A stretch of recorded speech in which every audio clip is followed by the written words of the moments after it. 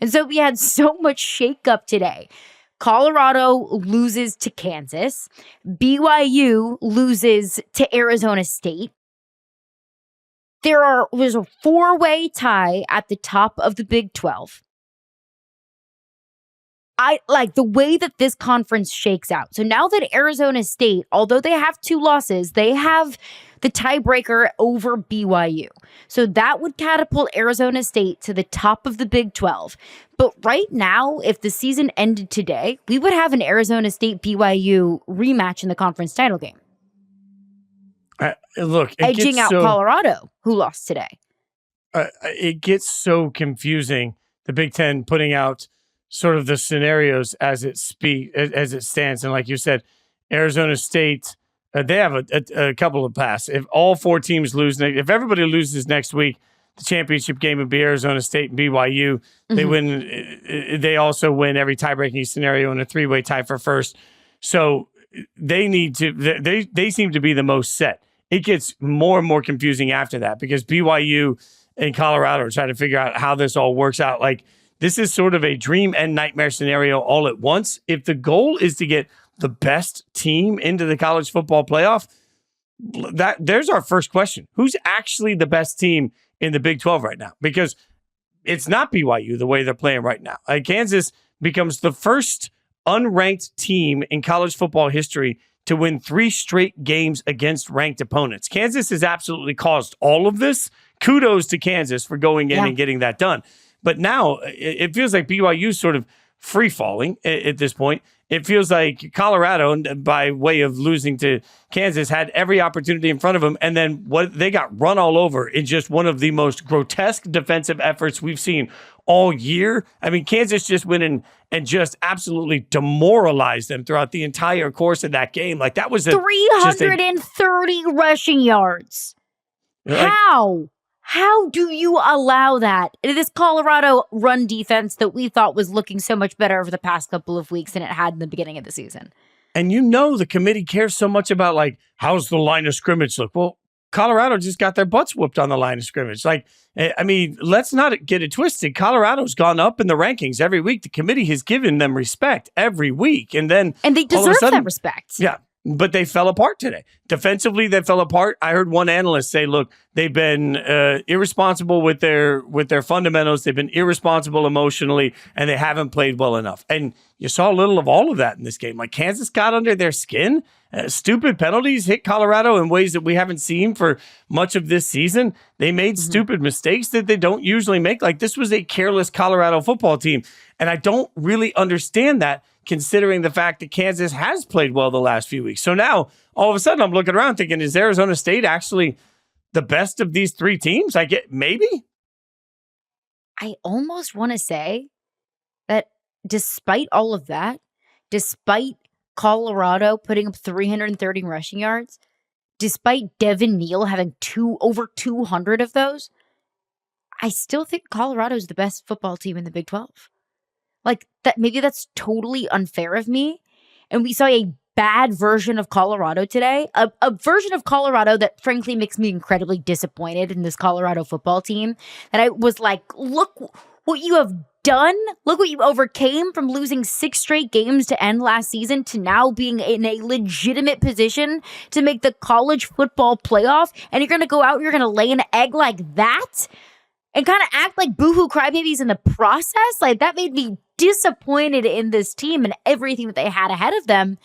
But I still say, on a neutral field, here we go again with our neutral field game, I still think that Colorado could beat any team in the Big 12, but they just didn't. And so you don't get to be in the playoff. You don't get to get a bid into the conference championship game when you look like that and you don't take care of business against teams that you're supposed to take care of business against. So, I mean, I guess by de facto it is Arizona State, but I still kind of feel like Colorado has the potential to beat anybody in that conference. Wait, are we sleeping on Iowa State in the conversation?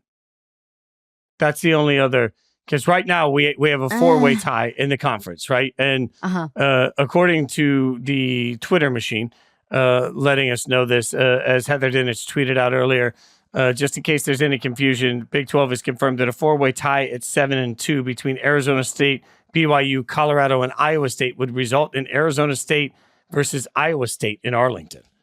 So, okay, whoa. How does Iowa State get to Arlington? They're in the four-way tie. So I understand Arizona State, they have the tiebreaker over BYU. I get that. Why is it not BYU? So it's head-to-head, win percentage against all common conference opponents, win percentage against the next highest placed common opponent in the standings. Like it's trigonometry to figure it out. But the Big 12 has confirmed it. The Big 12 has officially confirmed it. I'll guess I'll trust the Big 12 on their own standings.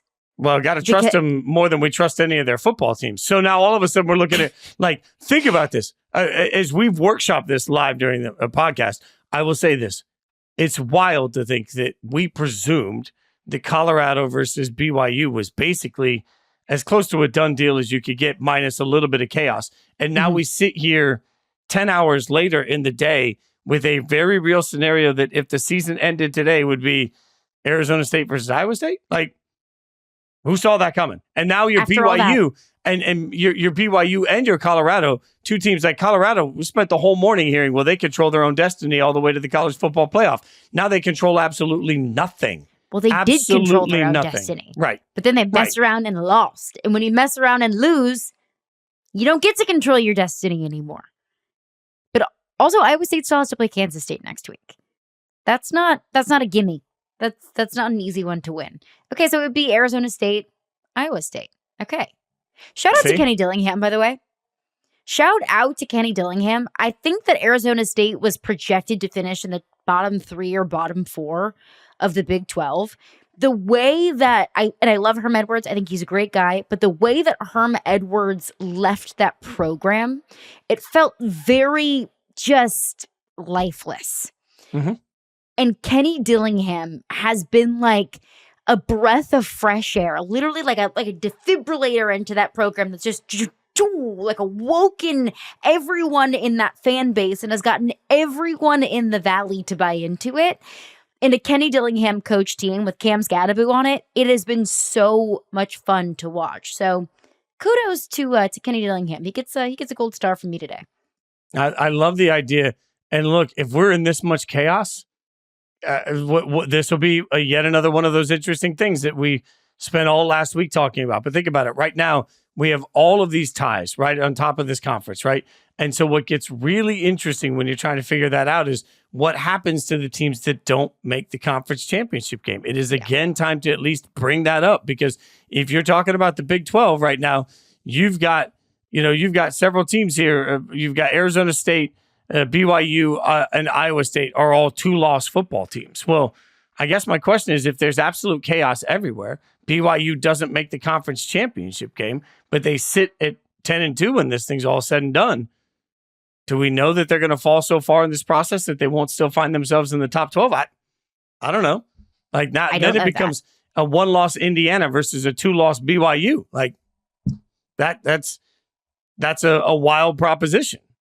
I think it's tougher for Colorado. Like, I mean, Colorado at this point, obviously, given the fact that, they're 8-3, they have that dreaded third loss. But I guess we'll find out how the committee values the 3. It used to always be, how does the committee value 1? Then how does the committee value 2? Now it'll be this week, how does the committee value 3? And next year it could be completely different. Like, next year it could be 4. Next year it could be 1 and you're out if there's so many undefeated teams. It's just more so than ever now that it's such an expanded field. Like, I think there's going to be way more varying variables. There you go. How's that for varying variables? Varying variables. That is, in fact, what variables do.